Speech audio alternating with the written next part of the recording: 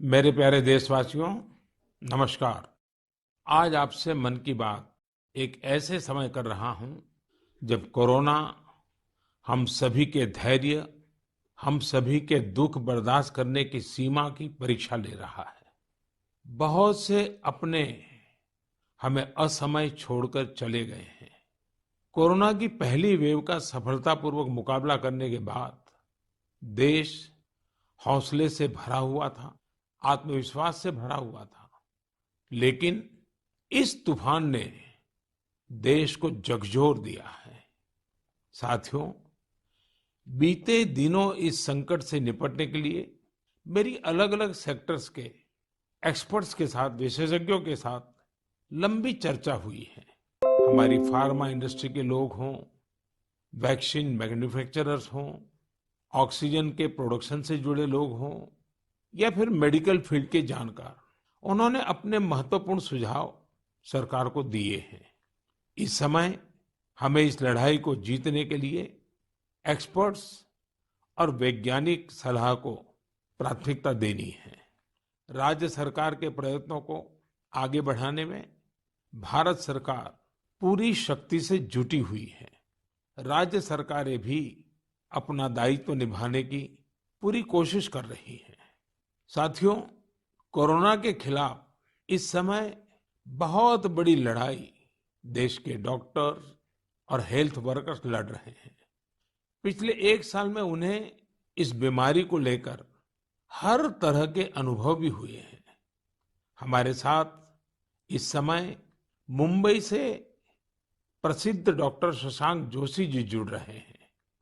Doctor Shashank ji को corona के इलाज और इससे जुड़ी रिसर्च का बहुत जमीनी अनुभव है। वो इंडियन कॉलेज ऑफ फिजिशियंस के डीन भी रह चुके हैं। आइए बात करते हैं डॉक्टर शशांक से। नमस्कार डॉक्टर शशांक जी। नमस्कार सर। अभी कुछ दिन पहले ही मुझे आपसे बात करने का अवसर मिला था। आपके विचारों की स्पष्टता मुझे बहुत अच्छी लगी थी। मुझे लगा देश के सभी नागरिकों को आपके विचार जानने चाहिए। जो बातें सुनने में आती है उसी को मैं एक सवाल के रूप में आपके सामने प्रस्तुत करता हूँ। डॉक्टर शशांक, आप लोग इस समय दिन रात जीवन रक्षा के काम में लगे हुए हैं। सबसे पहले तो मैं चाहूंगा कि आप सेकंड वेव के बारे में लोगों को बताएं। मेडिकली ये कैसे अलग है और क्या-क्या सावधानी जरूरी है? धन्यवाद सर। ये जो दूसरी बाढ़ आई है ये तेजी से आई है। तो जितनी पहली बाढ़ थी उससे ये वायरस ज्यादा तेज चल रहा है, लेकिन अच्छी बात यह है कि उससे ज्यादा रफ्तार से रिकवरी भी है और मृत्यु दर काफी कम है। इसमें दो तीन फर्क है। पहली तो ये युवाओं में और बच्चों में भी थोड़ा दिखाई दे रहा है। उसके जो लक्षण हैं, पहले जैसे लक्षण थे, सांस चढ़ना, सूखा खांसी आना, बुखार आना, ये तो सब है ही, पर उसके साथ थोड़ा गंध जाना, स्वाद चला जाना, ये भी है। और लोग थोड़े भयभीत हुए। भयभीत होने की बिल्कुल जरूरत नहीं है। 80-90% लोगों में इसमें कोई भी लक्षण नहीं दिखाई देते हैं। ये म्यूटेशन जो बोलते हैं, घबराने की बात नहीं है। ये म्यूटेशन होते रहते हैं। जैसे हम कपड़े बदलते हैं वैसे वायरस भी अपना रंग बदल रहा है, और इसलिए बिल्कुल डरने की बात नहीं है। और ये वेव को हम पाल कर देंगे। वेव आती जाती है और ये वायरस आते जाते रहता है। तो यही अलग अलग लक्षण हैं और मेडिकली हमको सतर्क रहना चाहिए। एक 14 से 21 दिन का ये कोविड का टाइम टेबल है। इसमें वैद्यकीय सलाह लेना चाहिए। डॉक्टर शशांक, मेरे लिए भी आपने जो एनालिसिस बताया बड़ा इंटरेस्टिंग है। मुझे कई चिट्ठियां मिली हैं जिसमें ट्रीटमेंट के बारे में भी लोगों की बहुत सी आशंकाएं हैं। कुछ दवाओं की मांग बहुत ज्यादा है। इसलिए मैं चाहता हूं कि कोविड के ट्रीटमेंट के बारे में भी आप लोगों को जरूर बताएं। हाँ सर, क्लिनिकल ट्रीटमेंट लोग बहुत देरी से चालू करते हैं और अपने आप बीमारी से दब जाएंगी ये भरोसे पे रहते हैं और मोबाइल पे आने वाली बातों पे भरोसा रखते हैं। और अगर सरकारी दी हुई सूचना का पालन करे तो ये कठिनाई का सामना नहीं आता है। तो कोविड में जो ट्रीटमेंट क्लिनिकल प्रोटोकॉल है उसमें 3 प्रकार की तीव्रता है। हल्का या माइल्ड कोविड, मध्यम या मॉडरेट कोविड और तीव्र कोविड जो सीवियर कोविड बोलते हैं, इसके लिए है। तो जो हल्का कोविड है उसके लिए तो हम ऑक्सीजन का मॉनिटरिंग करते हैं, पल्स का मॉनिटरिंग करते हैं, बुखार का मॉनिटरिंग करते हैं। बुखार बढ़ जाता है तो कभी कभी पैरासीटामोल जैसी दवाई का इस्तेमाल करते हैं और अपने डॉक्टर से संपर्क करना चाहिए। जो मॉडरेट कोविड होता है, मध्यम कोविड होता है या तीव्र कोविड होता है, तो वैद्य की अपने डॉक्टर के साथ संपर्क करना बहुत जरूरी है। सही और सस्ती दवाई अवेलेबल है जिसमें स्टीरॉयड जो है ये जान बचा सकती है। जो इनहेलर्स दे सकते हैं हम, टैबलेट दे सकते हैं हम, और उसके साथ ही प्राणवायु जो ऑक्सीजन है वो देना पड़ता है, और इसके लिए छोटे छोटे इलाज है। लेकिन अक्सर क्या हो रहा है कि एक नई एक्सपेरिमेंटल दवाई है जिसका नाम है रेमडेसिविर। ये दवाई से एक चीज जरूर होती है कि अस्पताल में 2-3 दिन कम रहना पड़ता है और क्लिनिकल रिकवरी में थोड़ी सी उसकी एड होती है। ये भी दवाई कम काम करती है जब पहले 9-10 दिन में दी जाती है, और ये 5 ही दिन लेनी पड़ती है। तो ये लोग जो दौड़ रहे हैं रेमडेसिविर के पीछे, ये बिल्कुल दौड़ना नहीं चाहिए। ये दवाई की थोड़ा काम है, जिनको ऑक्सीजन लगता है, प्राणवायु ऑक्सीजन लगता है, जो अस्पताल में भर्ती होते हैं और डॉक्टर जब बताते तभी लेना चाहिए। तो ये बहुत जरूरी है सब लोगों को समझना। हम प्राणायाम करेंगे, हमारे शरीर के जो लंग्स है उसको थोड़ा एक्सपांड करेंगे, और जो हमारी खून पतली करने वाली जो इंजेक्शन आती है जिसको हम हिपैरिन बोलते हैं, ये छोटी छोटी दवाइयाँ देंगे तो 98% लोग सर ठीक हो जाते हैं। तो पॉजिटिव रहना बहुत जरूरी है।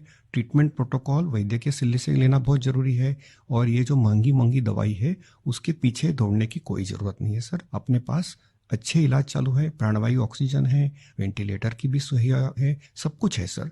और कभी कभी ये दवाई यदि मिल जाती है तो योग्य लोगों में ही देनी चाहिए। तो इसके लिए बहुत भ्रम पैदा हुआ है, और इसलिए ये स्पष्टीकरण देना चाहता हूँ सर कि अपने पास वर्ल्ड की सबसे बेस्ट ट्रीटमेंट अवेलेबल है। आप देखेंगे कि भारत में सबसे अच्छा रिकवरी रेट है। आप यदि कंपेयर करेंगे यूरोप के लिए, अमेरिका, वहीं से भी हमारे यहाँ के ट्रीटमेंट प्रोटोकॉल से मरीज ठीक हो रहे हैं सर। डॉक्टर शशांक, आपका बहुत बहुत धन्यवाद। डॉक्टर शशांक ने जो जानकारियां हमें दी वो बहुत जरूरी है और हम सबके काम आएगी।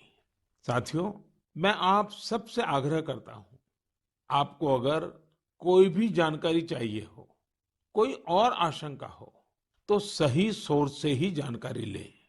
आपके जो फैमिली डॉक्टर हो, आसपास के जो डॉक्टर्स हो, आप उनसे फोन से संपर्क करके सलाह लीजिए। मैं देख रहा हूं कि हमारे बहुत से डॉक्टर खुद भी ये जिम्मेदारी उठा रहे हैं। कई डॉक्टर्स सोशल मीडिया के जरिए लोगों को जानकारी दे रहे हैं, फोन पर, व्हाट्सएप पर भी काउंसलिंग कर रहे हैं। कई हॉस्पिटल की वेबसाइटें हैं जहां जानकारियां भी उपलब्ध हैं, और वहां आप डॉक्टर से परामर्श भी ले सकते हैं। ये बहुत सराहनीय है। मेरे साथ श्रीनगर से डॉक्टर नावीद नजीर शाह जुड़ रहे हैं। डॉक्टर नावीद श्रीनगर के गवर्नमेंट मेडिकल कॉलेज में प्रोफेसर हैं। नावीद जी अपनी देखरेख में अनेकों कोरोना पेशेंट्स को ठीक कर चुके हैं, और रमजान के इस पवित्र माह में डॉक्टर नावीद अपना कार्य भी निभा रहे हैं, और उन्होंने हमसे बातचीत के लिए समय भी निकाला है। आइए उन्हीं से बात करते हैं। नावीद जी, नमस्कार। नमस्कार सर। डॉक्टर नावीद, मन की बात के हमारे श्रोताओं ने इस मुश्किल समय में पैनिक मैनेजमेंट का सवाल उठाया है। आप अपने अनुभव से उन्हें क्या जवाब देंगे?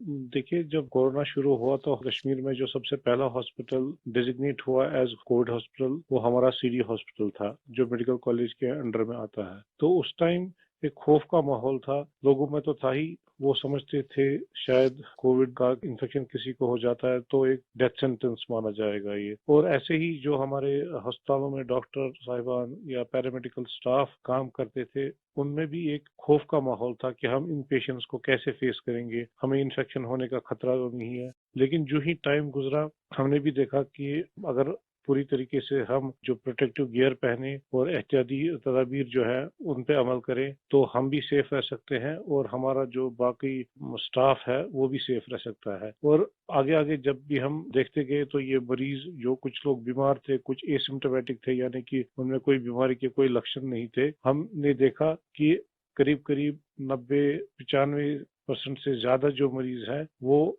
खुद विदाउट एनी मेडिकेशन भी ठीक हो जाते हैं।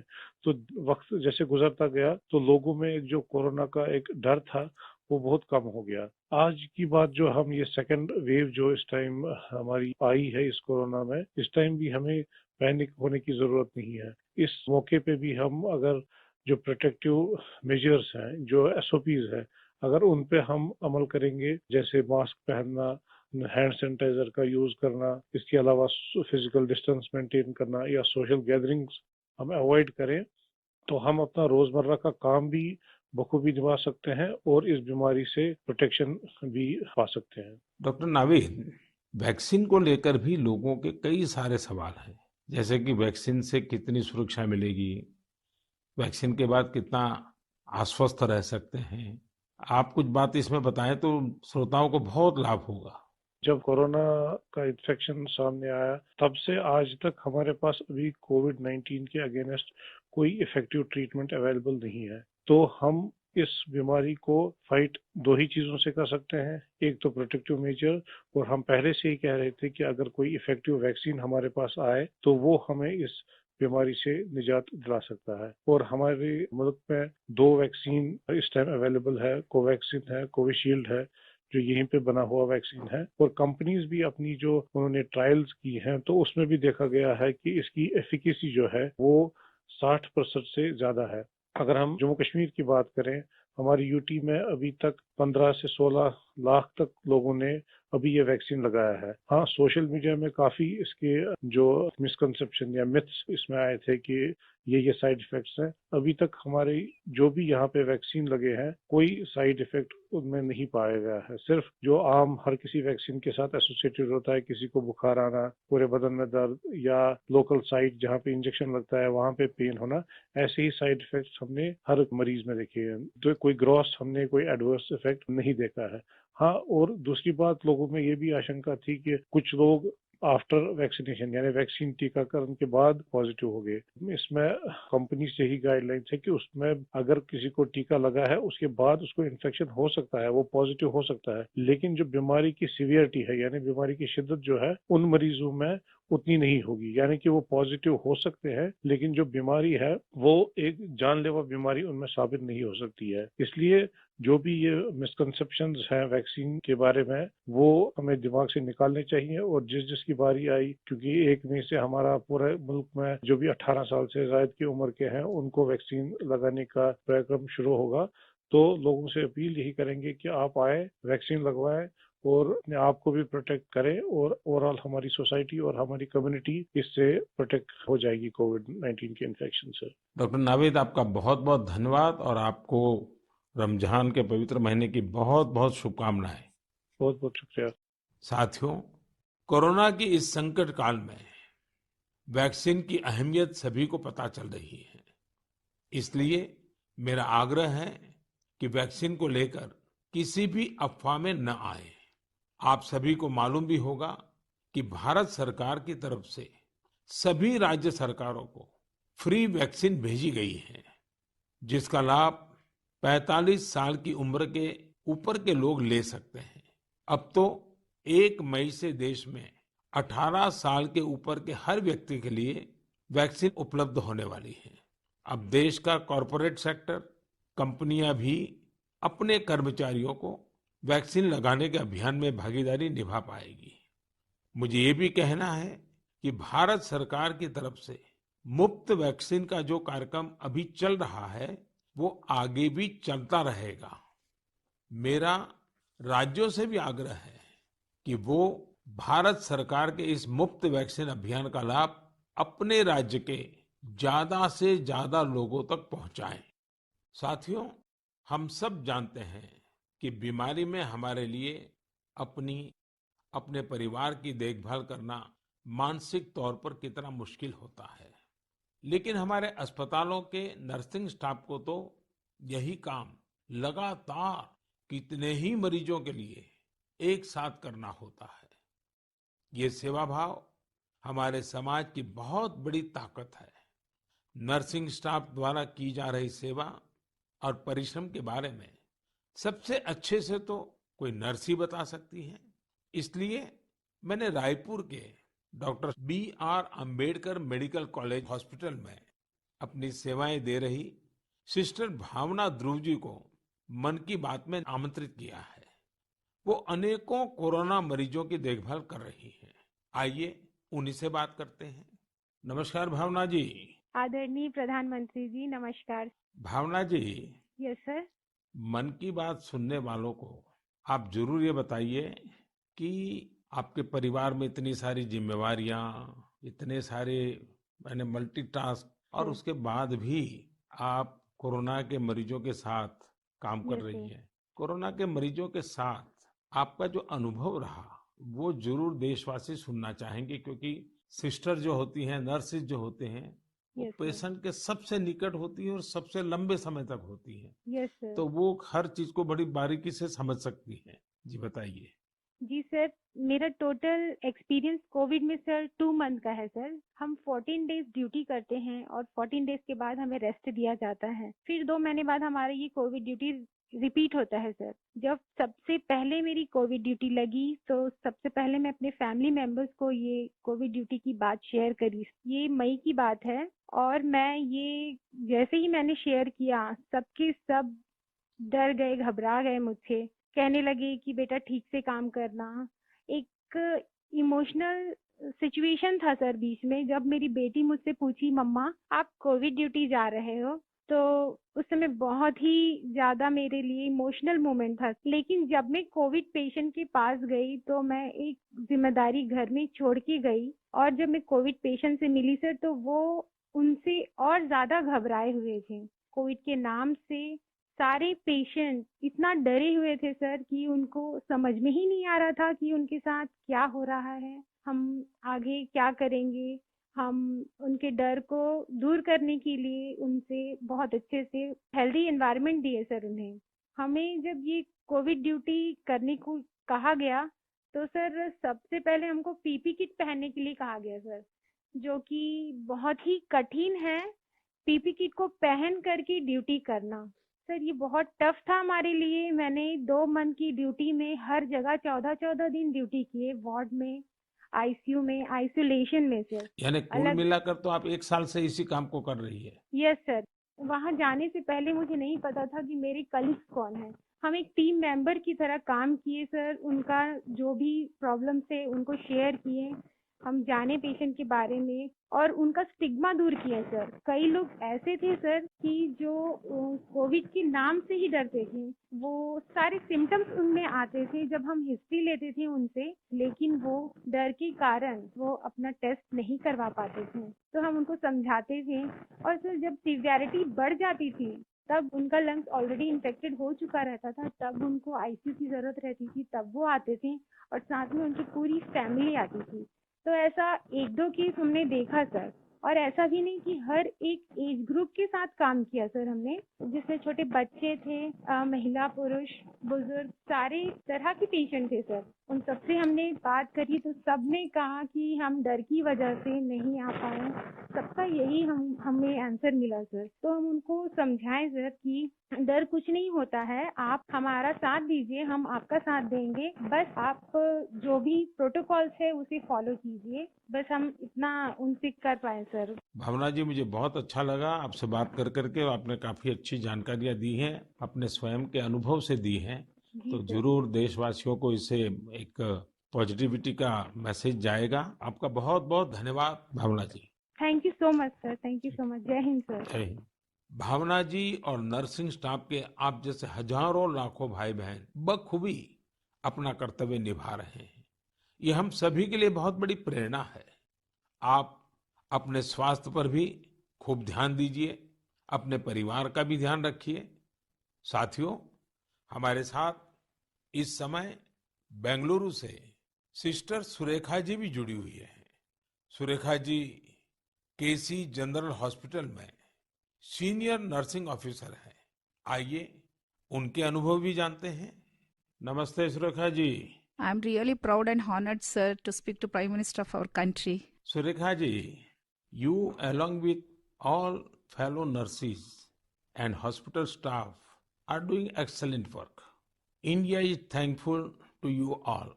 What is your message for the citizens in this fight against COVID-19? Yes, sir. Being a responsible citizens, I would really like to tell something like, please be humble to your neighbors.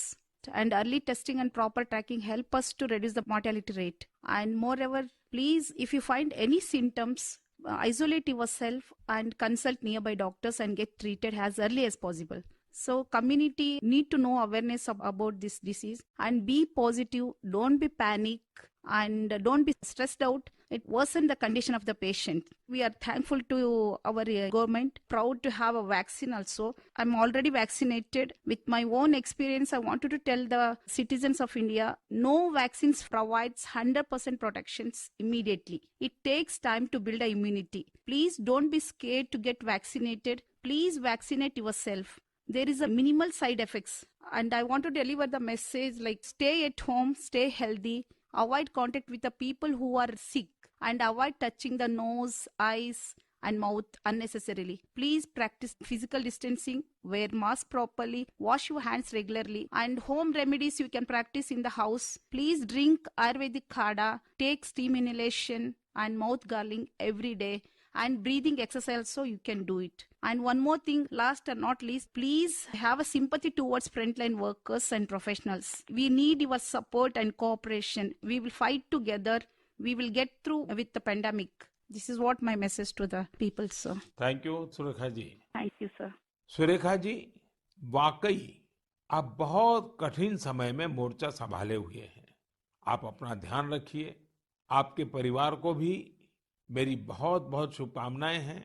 मैं देश के लोगों से भी आग्रह करूंगा कि जैसा भावना जी, सुरेखा जी ने अपने अनुभव से बताया है, कोरोना से लड़ने के लिए पॉजिटिव स्पिरिट बहुत ज्यादा जरूरी है और देशवासियों को इसे बनाए रखना है।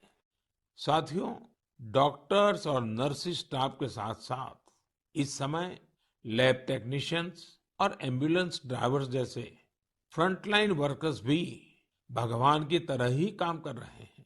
जब कोई एम्बुलेंस किसी मरीज तक पहुंचती है तो उन्हें एम्बुलेंस ड्राइवर देवदूत जैसा ही लगता है। इन सब की सेवाओं के बारे में, इनके अनुभव के बारे में देश को जरूर जानना चाहिए। मेरे साथ अभी ऐसे ही एक सज्जन है, श्रीमान प्रेम वर्मा जी, जो कि एक एम्बुलेंस ड्राइवर है। जैसा कि इनके नाम से ही पता चलता है, प्रेम वर्मा जी अपने काम को, अपने कर्तव्य को पूरे प्रेम और लगन से करते हैं। आइए उनसे बात करते हैं। नमस्ते प्रेम जी। नमस्ते सर जी। भाई प्रेम, हाँ जी सर। आप अपने कार्य के बारे में हाँ जी। जरा विस्तार से बताइए। आपका जो अनुभव है वो भी बताइए। मैं गेट्स एम्बुलेंस में ड्राइवर की पोस्ट पे हूँ। हाँ। और जैसे ही कंट्रोल हमें एक टैब पे कॉल देता है, 102 से जो कॉल आती है, हम मूव करते हैं पेशेंट के पास। हम पेशेंट को जाते हैं उनके पास। तो 2 साल से हम कंटिन्यू कर रहे हैं काम। अपना किट पहन के, ग्लव्स, मास्क पहन के पेशेंट को जहाँ वो ड्रॉप करने के लिए कहते हैं, जो भी हॉस्पिटल में, हम जल्दी से जल्दी उनको ड्रॉप करते हैं। आपको तो वैक्सीन की दोनों डोज लग गई होगी। बिल्कुल सर। तो दूसरे लोगों को वैक्सीन लगवाएं, इसके लिए आपका क्या संदेश है? सर बिल्कुल, सभी को ये डोज लगवानी चाहिए और अच्छी ही है फैमिली के लिए भी। अब मुझे मेरी मम्मी कहती है ये नौकरी छोड़ दो। मैंने बोला मम्मी, अगर मैं भी नौकरी छोड़ के बैठ जाऊंगा तो सब और पेशेंट को कैसे कौन छोड़ने जाएगा, क्योंकि सब इस कोरोना काल में सब भाग रहे हैं, सब नौकरी छोड़ छोड़ के जा रहे हैं। मम्मी भी मुझे बोलती है कि बेटा ये नौकरी छोड़ दे। मैंने बोला नहीं मम्मी, मैं नौकरी नहीं छोड़ूंगा। प्रेम जी, माँ को दुखी मत करना, नहीं माँ सर। को समझाना। हाँ जी। लेकिन ये जो आपने माँ वाली बात बताई ना, हाँ जी। ये बहुत ही छूने वाली है। आपकी माता जी को भी हाँ जी। मेरा प्रणाम कहिएगा। बिल्कुल। हाँ। हाँ जी। और प्रेम जी, मैं आपके माध्यम से, हाँ जी। ये एम्बुलेंस चलाने वाले हमारे ड्राइवर भी हाँ जी। कितना बड़ा रिस्क लेकर के काम कर रहे हैं, हाँ जी। और हरेक की माँ क्या सोचती है, बिल्कुल सर। ये बात जब श्रोताओं तक पहुंचेगी, हाँ जी। मैं जरूर मानता हूँ कि उनको भी दिल को छू जाएगी। हाँ जी। प्रेम जी, बहुत बहुत धन्यवाद। आप एक प्रकार से प्रेम की गंगा बहा रहे हैं। धन्यवाद सर जी। धन्यवाद भैया। धन्यवाद। साथियों, प्रेम वर्मा जी और इन जैसे हजारों लोग आज अपना जीवन दांव पर लगाकर लोगों की सेवा कर रहे हैं। कोरोना के खिलाफ इस लड़ाई में जितने भी जीवन बच रहे हैं उसमें एम्बुलेंस ड्राइवर्स का भी बहुत बड़ा योगदान है। प्रेम जी, आपको और देश भर में आपके सभी साथियों को मैं बहुत बहुत साधुवाद देता हूं। आप समय पर पहुंचते रहिए, जीवन बचाते रहिए। मेरे प्यारे देशवासियों, ये सही है कि कोरोना से बहुत लोग संक्रमित हो रहे हैं, लेकिन कोरोना से ठीक होने वाले लोगों की संख्या भी उतनी ही ज्यादा है। गुरुग्राम की प्रीति चतुर्वेदी जी ने भी हाल ही में कोरोना को हराया है। प्रीति जी मन की बात में हमारे साथ जुड़ रही हैं। उनके अनुभव हम सबके काफी काम आएंगे। प्रीति जी नमस्ते। नमस्ते सर, कैसे हैं आप? मैं ठीक हूँ जी। सबसे पहले तो मैं आपकी कोविड-19 से जी सफलतापूर्वक लड़ने के लिए जी, सराहना करूंगा। थैंक यू सो मच मेरी सर। कामना है आपका स्वास्थ्य और तेजी से बेहतर हो। जी शुक्रिया सर। प्रीति जी, हाँ जी सर। ये सिर्फ आपके परिवार में आप ही का नंबर लगा कि परिवार के और सदस्य भी इसमें फंस गए? नहीं नहीं सर, मैं अकेली ही हुई थी चलिए, आज पॉजिटिव। भगवान की कृपा रही। अच्छा, जी मैं सर। चाहूंगा हाँ जी कि सर। आप अपने इस पीड़ा के अवस्था के कुछ अनुभव अगर साझा करें, तो जी सर। शायद जो श्रोता है हाँ उनको भी जी। ऐसे समय कैसे अपने आप को संभालना चाहिए, इसका मार्गदर्शन मिलेगा। जी सर, जरूर सर। इनिशियली इस स्टेज में मेरे को बहुत ज्यादा लथार्जिक, मतलब बहुत सुस्ती सुस्ती आया, और उसके बाद ना मेरे गले में थोड़ी सी खराश होने लगी। तो उसके बाद ना मेरा थोड़ा सा मेरे को लगा कि ये सिम्टम्स है, तो मैंने टेस्ट कराया। दूसरे दिन रिपोर्ट आते ही जैसे ही मेरे को पॉजिटिव हुआ, मैं अपने आप को क्वारंटीन कर लिया, एक रूम में आइसोलेट करके। अब डॉक्टर्स के साथ कंसल्ट करा मैंने उनसे, उनकी मेडिकेशन स्टार्ट कर तो दी। आपका परिवार बच गए आपके क्विक जी एक्शन सर। के कारण। जी सर, वो बाकी सबका भी बाद में कराया था, बाकी सब नेगेटिव थे, मैं ही पॉजिटिव थे। उससे पहले मैंने अपने आप को आइसोलेट कर लिया था एक रूम के अंदर। अपनी जरूरत का सारा सामान रख के उसको मैं अपने आप अंदर कमरे में बंद हो गई थी। और उसके साथ साथ मैंने फिर डॉक्टर के साथ मेडिकेशन स्टार्ट कर दी। तो मैंने मेडिकेशन के साथ साथ ना मैंने योगा, आयुर्वेदिक, और साथ में मैंने ना काढ़ा भी लेना शुरू कर दिया था अपनी इम्यूनिटी बूस्ट करने के लिए। और सर मैं दिन में, मतलब जब भी अपना भोजन वगैरह लेती थी, उससे मैंने हेल्दी फूड जो कि प्रोटीन रिच डाइट थी वो लिया। मैंने बहुत सारा फ्लूइड लिया, मैंने स्टीम लिया, गार्गल किया और हॉट वाटर लिया। मैंने दिन भर मैं इन सब चीजों को ही अपने उस जीवन में लेती आई डेली। और सर इन दिनों में ना सबसे बड़ी बात मैं बोलना चाहूंगी कि घबराना तो बिल्कुल नहीं है, बहुत मेंटली स्ट्रांग करना, जिसके लिए मेरे को ना योगा ने बहुत ज्यादा, ब्रीदिंग एक्सरसाइज करती थी ना, उससे मुझे अच्छा लगता था उसको करने से मुझे।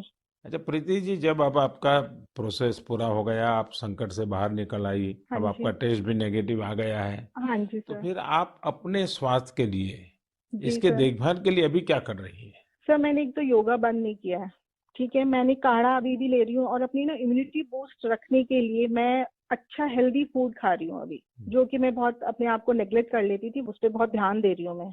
धन्यवाद Preeti ji. Thank you so much sir. आपने जो जानकारी दी, मुझे लगता है ये बहुत सारे लोगों के काम आएगी।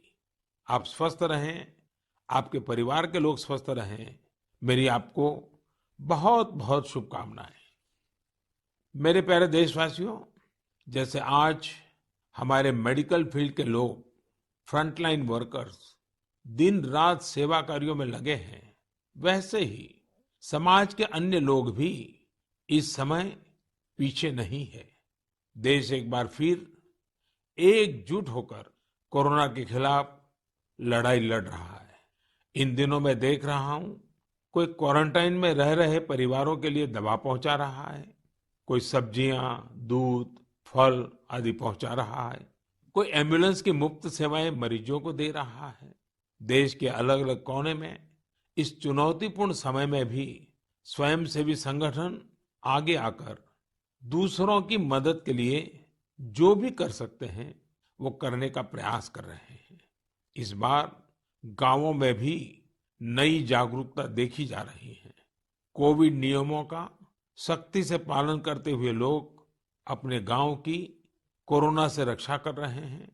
जो लोग बाहर से आ रहे हैं उनके लिए सही व्यवस्थाएं भी बनाई जा रही हैं। शहरों में भी कई नौजवान सामने आए हैं जो अपने क्षेत्र में कोरोना के केस न बढ़े, इसके लिए स्थानीय निवासियों के साथ मिलकर प्रयास कर रहे हैं।